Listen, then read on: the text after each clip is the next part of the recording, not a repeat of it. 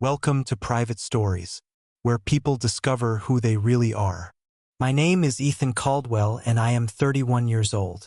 Christmas had always been my refuge, a ritual stitched together from memory and repetition. The same colonial house in suburban Connecticut where I learned to ride a bike in the driveway and burned my tongue on cocoa every December morning. The same crooked angel perched on top of the tree, leaning slightly left because my younger sister knocked it down back in middle school and my mother insisted the imperfection made it sentimental. The same smell of roasted turkey, cloves, and cinnamon drifting through the vents and clinging to your sweater long after you left, like the house itself did not want to release you. My mother pacing between kitchen counters counting dishes under her breath as if arithmetic could prevent catastrophe. My father stationed in the living room pretending the football game mattered more than anything while secretly hovering near the doorway to steal pieces of stuffing straight from the pan. My sister Lauren's twins transforming the carpet into a battlefield of plastic dinosaurs and broken wrapping paper. Predictable meant peaceful. Predictable meant no surprises sharp enough to cut. That was before my girlfriend decided to invite her ex-boyfriend to Christmas dinner at my parents' house without asking me. It happened on a Wednesday night when darkness fell early and pressed against the apartment windows like wet ink. I was at the stove stirring marinara, watching the red sauce fold into itself, listening to the quiet simmer and replaying my mother's earlier call in my head. The schedule, the desserts, the gentle interrogation about whether Vanessa preferred pumpkin or pecan pie.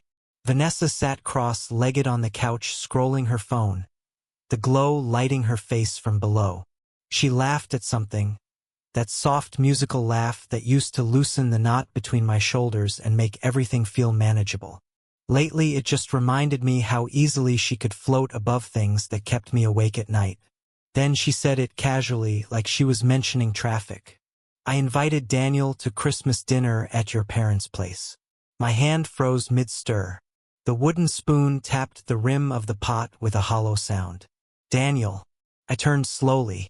Your ex-Daniel. She nodded without looking up, thumb still moving across the screen. Yeah. Finally, she set the phone aside and glanced at me with a breezy expression. He's been having a hard time lately, no family nearby. I thought it would be the kind thing to do. Some sentences do not explode immediately. They sit there ticking. You invited your ex-boyfriend to my family's Christmas dinner. I repeated it because hearing it out loud felt like checking whether gravity still worked. Vanessa sighed as if I had misunderstood something obvious. Ethan, come on, you're not the jealous type. Daniel and I are friends now. This is about being adults. There it was. Adults. The word people use when they want you to swallow something that tastes like rust. Adults. I echoed. She smiled with relief as if the conversation were already resolved. He doesn't know many people here. His family is in California. It's Christmas. I didn't want him alone. Your mom said it was perfectly fine. That part hit harder than the rest. You talked to my mom first. Yesterday. I called to ask if bringing an extra guest would be okay and explained everything. She said your family always has room for one more. Of course she did. My mother would invite a snow-soaked stray dog inside and knitted a sweater before asking whose it was. I forced my voice to stay level. That isn't the issue, Vanessa. You should have talked to me. It's my family. Our holiday. She leaned forward, irritation sharpening her tone. It only gets weird if you make it weird. I'm trying to do something compassionate here and I need you to be mature about it. Mature or insecure. Those were the roles she offered me. Steam fogged the kitchen window until the outside world disappeared. The pasta was probably overcooking, but I could not move. Fine. I said finally, the word landing flat. He can come. Her shoulders dropped in visible relief. Thank you. She crossed the room and kissed my cheek, warm and quick. I knew you'd understand. I did not understand at all. But I turned back to the stove and stirred the limp pasta, listening to the radiator clank like it had something to say but no language to say it in. Later that night, we watched a forgettable holiday movie. Vanessa fell asleep against my shoulder halfway through and eventually went to bed, leaving her phone on the coffee table face down. I stayed on the couch staring at the blinking lights of our tiny artificial tree, red, green, gold repeating like a warning signal pretending to be cheerful. Everyone talks about privacy like it is sacred. Trust means not looking. Respect means boundaries. But there is another truth people whisper only to themselves. Sometimes you already know something is wrong and you are not searching for betrayal. You are searching for confirmation so you will not be called paranoid later. I picked up her phone. Just for a second. My thumb hovered. Then muscle memory took over. I knew her passcode from months ago when she asked me to reply to a message while she was driving. For numbers. The screen lit up. Daniel's name sat near the top of her messages. Not buried. Not occasional, constant. I opened the thread. No explicit photos. No blatant declarations. Which somehow made it worse. Inside jokes. Memes. Long paragraphs about his job frustrations. Even longer replies from her. Messages sent past midnight. Careful complaints about me written in language that made her sound patient and me sound distant. Then I found one from her 3 weeks earlier. I miss how easy things used to be. His reply came seconds later. Me too. Sometimes I think we gave up too soon. My chest tightened so suddenly it felt like the air had been vacuumed out of the room. I scrolled further. 2 months of near daily contact. Flirtation hidden inside ambiguity. Nothing undeniable. Everything unmistakable. The supposed hard time he was going through did not appear anywhere. No breakup. No crisis. Just nostalgia dressed as friendship. I switched to social media and searched his profile. Daniel Mercer. Same square jaw and confident grin I had seen in old photos Vanessa never deleted. Scrolling back 4 months, I found the post that made my stomach drop. He stood beside a woman I did not recognize. Her hand raised to show a diamond ring catching sunlight. Caption. She said yes. Lucky man. I opened the tagged profile. Olivia Hart. More photos. Dinner dates. A golden retriever sprawled across their laps. Thanksgiving with her large extended family. One post from only 2 weeks earlier. Can't wait to marry my best friend. So Daniel was not alone. Not heartbroken. Not abandoned. He was engaged. And Vanessa either knew or never bothered to ask. The story she told me dissolved instantly like paper in water. I inhaled slowly, opened the camera on her phone, and captured screenshots of the messages that mattered most.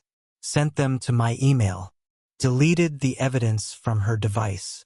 Closed everything carefully, returning the phone exactly where it had been as if I were sealing a vault. Then I picked up my own phone and created a blank social media account. No photo, no history, just a name that could belong to anyone. My hands were steady, not from calm, from certainty. I navigated to Olivia's profile and pressed message. The empty text box glowed like a stage waiting for a confession.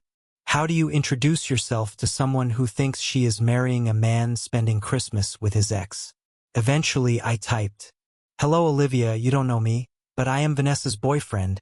She invited her ex Daniel to spend Christmas with my family and said he had no one else. Your posts suggest you two are engaged. I thought you should know. If you want to talk, here is my number." I added the number before fear could interfere and pressed send. No red receipt appeared. Maybe she would ignore it. Maybe she would assume it was a prank. Maybe I had just detonated my own life for nothing. I leaned back and stared at the ceiling while the tree lights flickered against the walls. 9 minutes later, my phone vibrated. Unknown number. I answered. Hello. A woman's voice. Tight. Controlled. Is this Ethan? Yes. This is Olivia. She exhaled shakily. Can you tell me exactly what you mean? We spoke for nearly 40 minutes. She had been told Daniel was attending a work party out of town. She went silent when I mentioned the messages, the nostalgia, the what if we tried harder. I knew they still talked, she said finally, but he always said it was nothing. I am sorry. I told her. And I meant it. I wish I did not know either. A long pause followed. Then quietly, "Why are you telling me?" "Because no one warned me. Because I had been asked to be mature about something that felt like betrayal wrapped in ribbon. Because if I were you, I would want to know." Aloud I said, "If it were me, I would want to know where my fiancé is spending Christmas and with whom." Silence again. Then, "Thank you." The words sounded fragile, like glass placed on a crowded table. Something settled inside me, a decision clicking into place. "Listen," I said, "my parents host a big dinner, lots of people. Daniel and Vanessa will both be there. If you want to see what is actually happening, you can come. I can introduce you as a friend or not at all, your choice, but you deserve the truth in person." "Are you sure?" "It will be messy." I let out a breath that almost resembled a laugh. "It will be messy anyway. At least this way it will be honest." She was quiet for a long time. Finally she said, "Text me the address." "I will come." After we ended the call, I sent the details with fingers that felt disconnected from the rest of my body. The apartment was silent except for the distant hum of traffic and the faint sound of Vanessa breathing down the hallway. 2 stockings hung from a shelf, still empty. I stared at them and understood with aching clarity. This Christmas would not be safe or predictable. It would be a reckoning. And when the doorbell rang at my parents' house, the truth would walk in, take a seat at the table, and ask someone to pass the gravy. The days leading up to Christmas moved with the eerie calm of water before a storm breaks. On the surface, everything looked normal. Shopping lists stuck to the refrigerator with novelty magnets. My mother texting me photos of centerpieces she was just experimenting with, even though we both knew she had already chosen one. My father asking whether Vanessa preferred dark or white meat, as if poultry preferences could anchor reality. Lauren threatening to arrive early with the twins full of sugar to maximize festive chaos.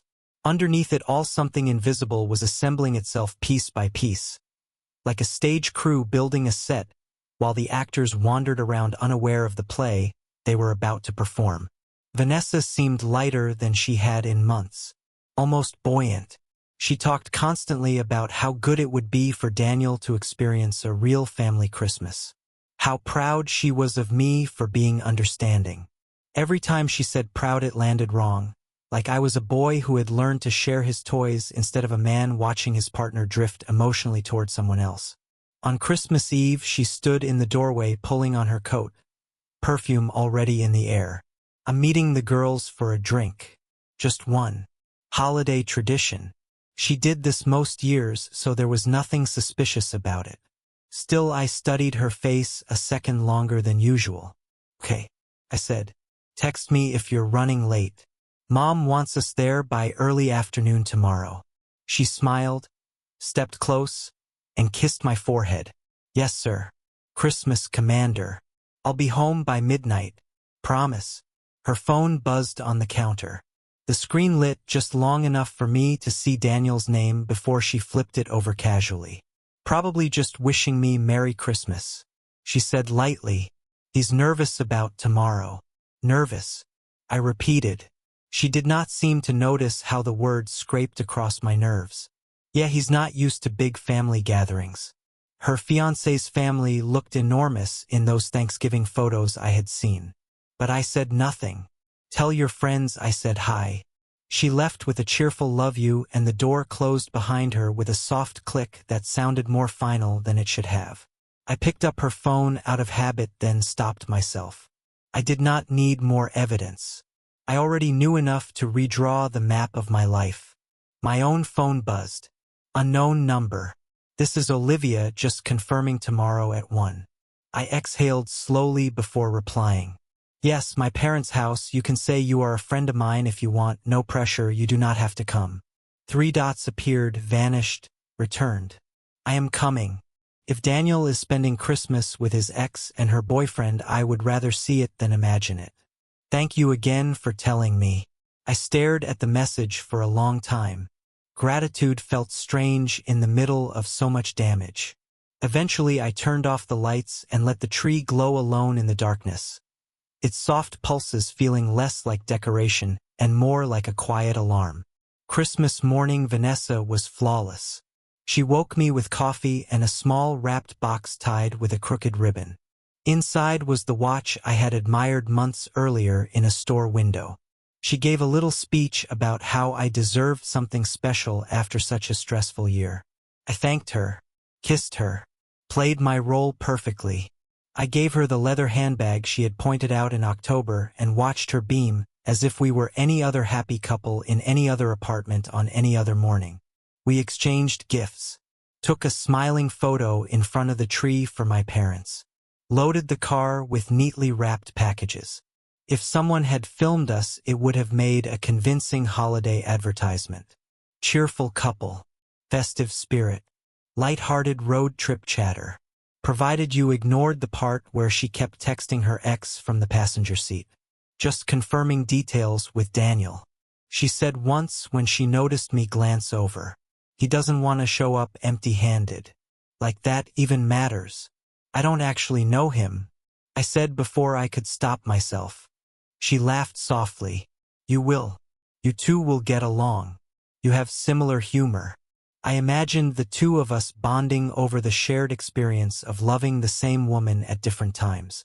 "Can't wait," I murmured. The closer we got to my parents' neighborhood, the tighter my chest became. Not panic exactly. Something sharper. Focused. The calm that comes before lightning splits the sky. When we pulled into the driveway, the house looked like it belonged on a greeting card.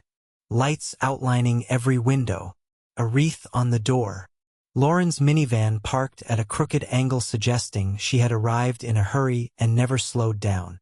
The moment we stepped inside, the smell hit. Turkey, butter, sugar, cinnamon. "Ethan, you're here." My mother called from the kitchen before she even saw us. "Vanessa, sweetheart, Merry Christmas." She bustled forward, hugging us both and immediately launching into a rapid-fire monologue about oven timing. My father shouted hello from the living room without looking away from the television. One of the twins sprinted past in reindeer pajamas, screaming with delight. Lauren appeared moments later, hair piled messily on her head, camera already in hand. "My favorite brother," she said, hugging me, then quietly in my ear. "So this is the Christmas with the ex." "Apparently," I said. She leaned back, scanning my face. "You okay? Ask me again in 2 hours." She nodded once. "Got it." Phone fully charged. That was Lauren. Not dramatic, just prepared. At 2 o'clock, my mother began fussing with napkins and asking whether our guest might be lost. "Daniel," Vanessa corrected gently. "He said he would arrive around 2:15. Her phone buzzed. She smiled down at it. "He's here." I did not need to look outside. I felt the shift ripple through the room like pressure dropping before a storm. The doorbell rang. "I'll get it," my mother called. But Vanessa was already halfway there. She opened the door and Daniel stepped inside, carrying a bottle of wine and a box wrapped in bakery paper. He was taller than I expected. Broad-shouldered, effortlessly confident. The kind of man who looked like he belonged in every room he entered. "Hey," he said warmly. "Vanessa." The way she said his name tightened something in my chest. She pulled him into a hug that lingered just long enough to feel wrong without being obvious. "Thank you for having me," he told my mother when she hurried over. "Of course," she replied, hugging him as if he were a distant cousin instead of a stranger. No one should spend Christmas alone.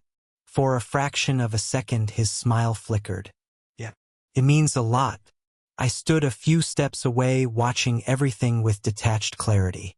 "Ethan, this is Daniel," Vanessa said, turning toward me. "Daniel, this is Ethan."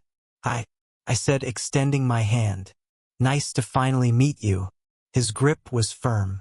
His eyes searched mine briefly, like he was trying to read a document written in a language he did not quite know. "I have heard a lot about you," he said. "Same here," I replied, letting the words hang heavier than politeness required. We moved into the living room where introductions continued. Daniel played the role flawlessly, complimented the decorations, asked my father about the game, laughed at jokes that were not particularly funny. kneeled to talk to the twins about their toys. He was charming, polished, easy to imagine anywhere. Vanessa kept drifting toward him without seeming to notice, sitting beside him, touching his arm when she laughed, answering questions in perfect synchrony like muscle memory had not fully faded. At one point they both said yes to more appetizers at the exact same time, then laughed about how that used to happen all the time. I watched it all with a stillness that felt almost clinical. It is a strange sensation being in a room where everyone else believes the floor is solid while you know it is hollow underneath. At 2:43 I glanced at the clock. Olivia. My pulse thudded once hard enough to feel in my throat. 2 minutes later the doorbell rang again. I will get it, I said quickly, already moving. My mother looked up surprised. Are we expecting someone else? Probably a delivery. I lied smoothly. Maybe the neighbors. I opened the door. Olivia stood there in a dark coat, snow melting along the shoulders, holding a bottle of wine like a shield. Up close she looked exhausted. Eyes rimmed red. Jaw tight. Hey, I said quietly. You made it. Yeah. Her gaze flicked past me into the warm glow of the house. I almost turned around twice. You still can, I said. No one knows you are coming. You do not owe anyone anything. She shook her head once. I need to see. I stepped aside. Come in.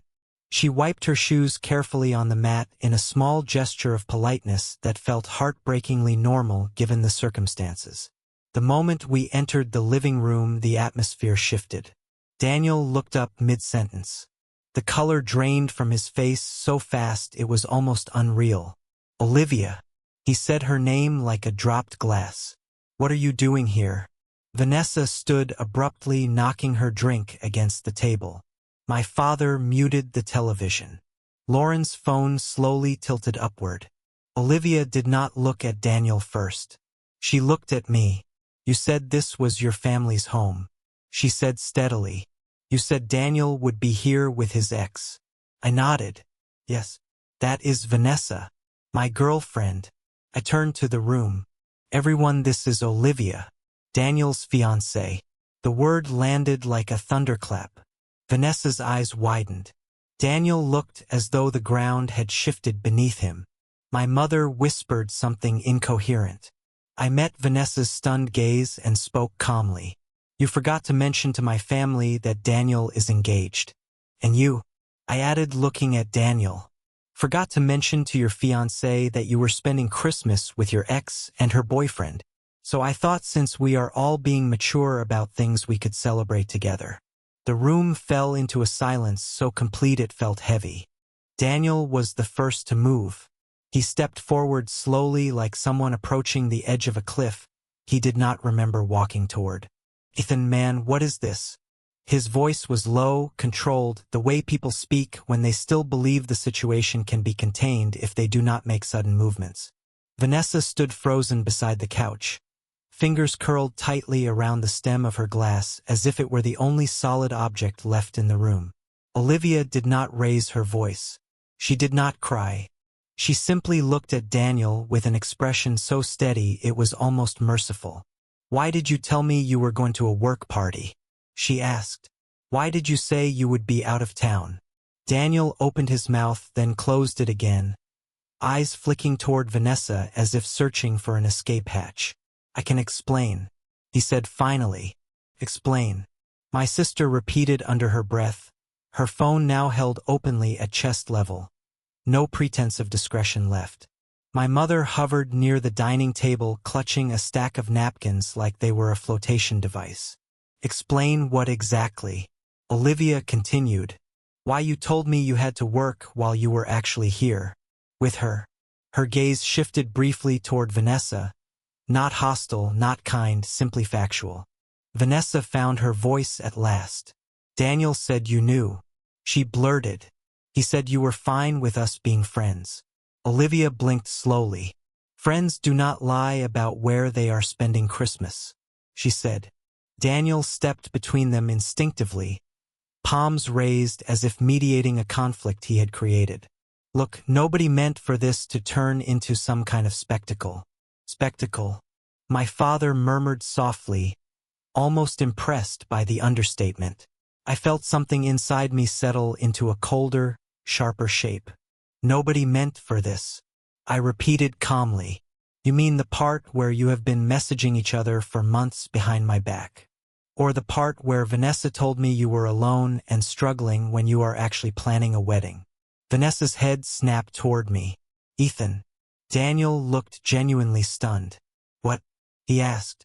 Olivia's eyes moved from him to me and back again. Months, she said quietly. Daniel swallowed. We were just talking, catching up. It was harmless. Harmless, I echoed. Then why did you both write things you would never say out loud in front of your partners? Vanessa stared at me. You read my phone. Yes, I said. The word landed with a clarity that surprised even me. Daniel ran a hand through his hair, pacing once across the rug. This is insane. You ambushed us on Christmas. Ambushed. Lauren repeated again softly, camera still steady. I lifted an eyebrow. You invited your ex to my parents' house without asking me. You told my mother he had no one. You texted him constantly. You dismissed my concerns as insecurity. And I am the one staging an ambush. Daniel's jaw tightened. Vanessa looked pale now, her composure cracking around the edges. Olivia spoke again, voice barely above a whisper yet somehow cutting through everything. Did you tell him you missed how easy things used to be? Vanessa flinched like she had been struck. Daniel's eyes snapped to her. What? Olivia continued without looking away. Did you tell him you sometimes wondered what would have happened if you had tried harder? Silence detonated across the room. Vanessa's lips parted but no sound came out. My mother gasped softly. Lauren murmured something that sounded like wow into the side of her phone. Daniel looked at Vanessa as if seeing her from a distance for the first time. Vanessa, he said slowly, tell me that is not true. She pressed her hands against her temples. It was just words. She said weakly, we were remembering things. It did not mean anything. It meant enough to hide. Olivia replied. Daniel stepped back as if the space around Vanessa had suddenly become dangerous. You told me you barely talked, he said. You told me he was just an old friend. Vanessa's eyes darted between us like an animal searching for a gap in the fence. I did not want to upset anyone, she said.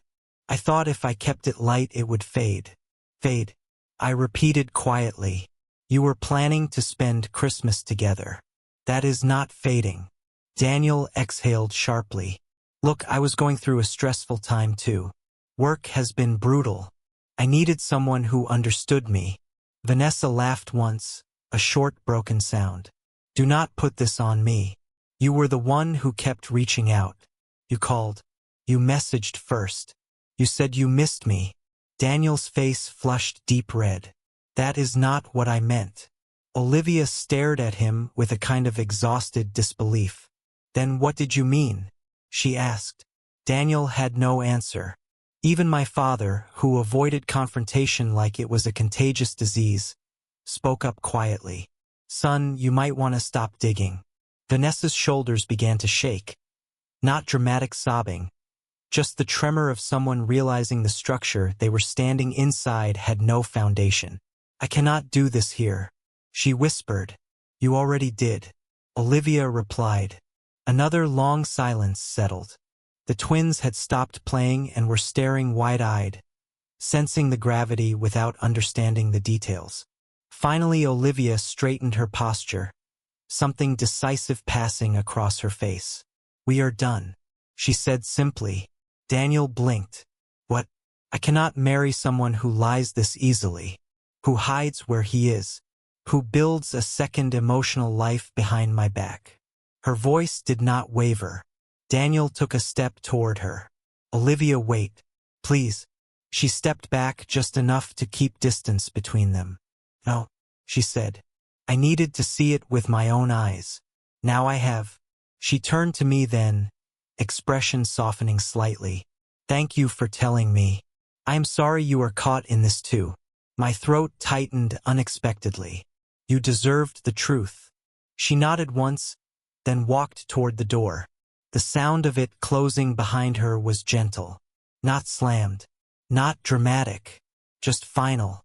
For a moment no one moved. Then Vanessa let out a shaky breath. I should go. She grabbed her coat with fumbling hands. Daniel reached for her arm. Vanessa, wait. She pulled away as if his touch burned. Do not call me, she said. Her voice cracked on the last word. Then she was gone too. The room felt suddenly enormous and empty. Daniel stood in the center of it looking stunned, like someone who had survived a crash but had not yet processed the damage.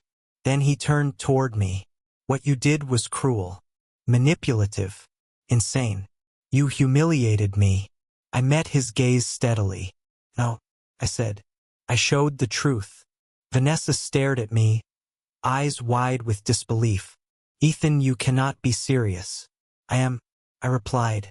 We are done. Her mouth fell open. Done. Yes, I said calmly. I am breaking up with you. We are finished. I have already spoken to a lawyer about the lease. You can stay with your sister until we sort out the move. You are overreacting, she said, voice cracking. No, I said. I am being mature.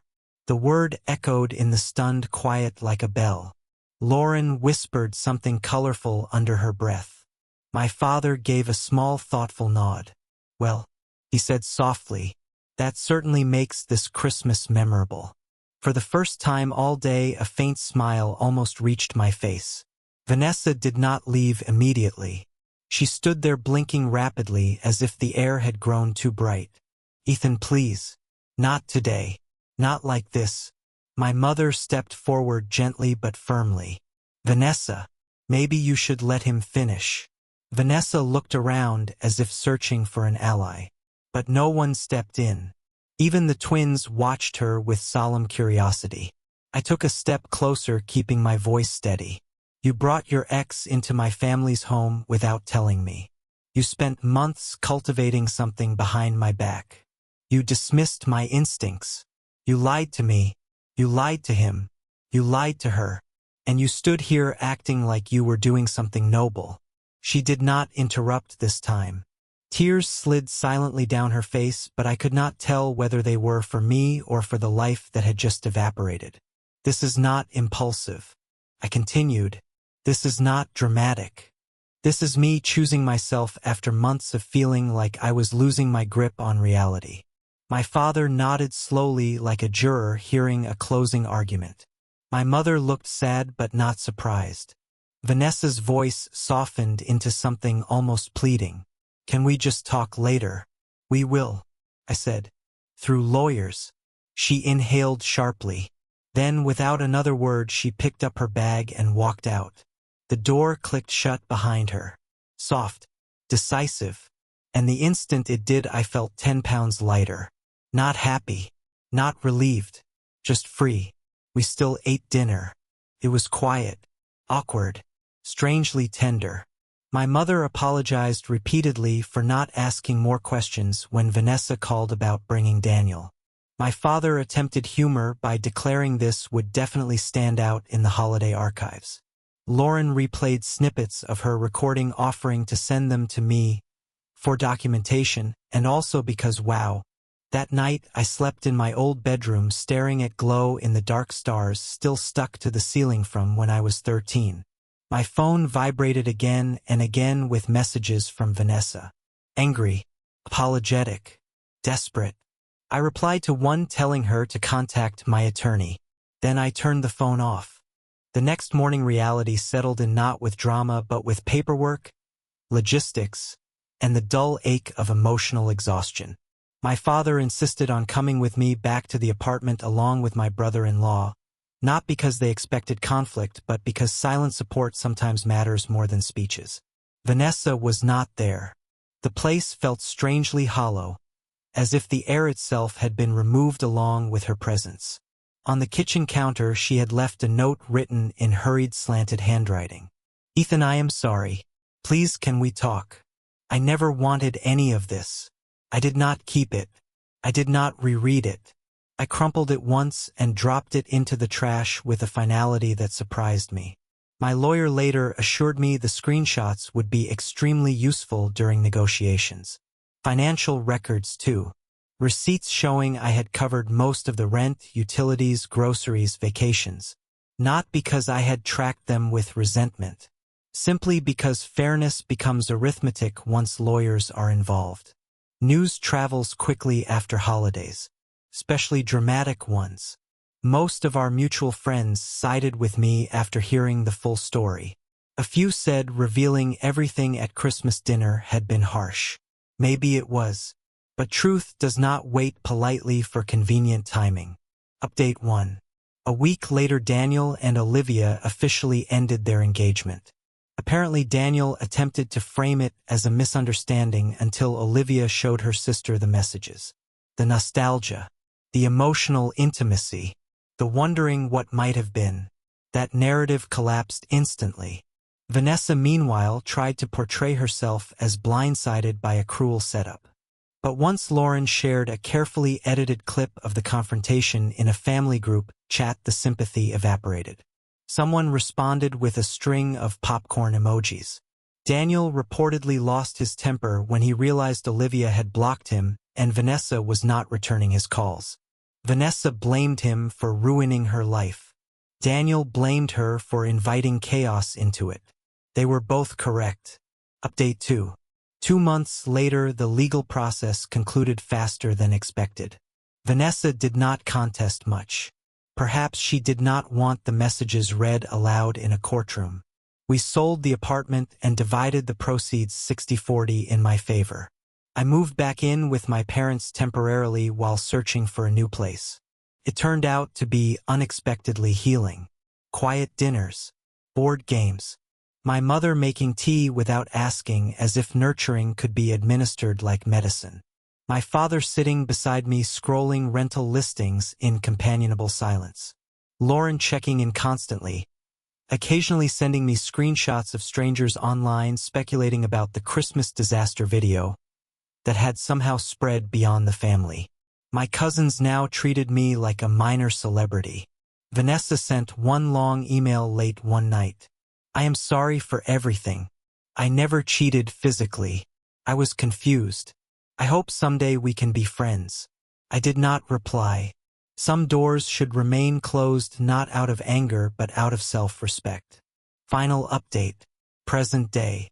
Olivia reached out a few weeks ago. Not romantically. Just two people who had survived the same emotional earthquake and wanted closure that did not involve shouting across a living room. We met for coffee at a quiet place downtown. She looked calmer. Still tired but grounded. Therapy helps, she said with a small smile. I am focusing on rebuilding. She thanked me again for telling her the truth. If you had not said anything, she admitted, I might have married someone who was not choosing me. I nodded because I understood that sentiment more deeply than I wanted to. We talked for about an hour. No flirting, no lingering tension. Just mutual recognition and respect. When we said goodbye, it felt clean. Not like the start of something. Not like the end of something. Just a closed chapter placed gently on a shelf. My parents now joke that I won Christmas. My mother claims she will personally vet every guest list from now on. My father says it was the most interesting holiday of his life, which from him is essentially a standing ovation. As for me, I do not know exactly what the future holds, but I know what it does not hold. I do not miss Vanessa. I do not miss feeling small. I do not miss being told to be mature by someone who could not practice basic honesty. Some holidays rearrange your life permanently. This one did. And for the first time in a long while, I feel like myself again. Thank you for watching this video to the end. Visit our channel for interesting and intriguing stories.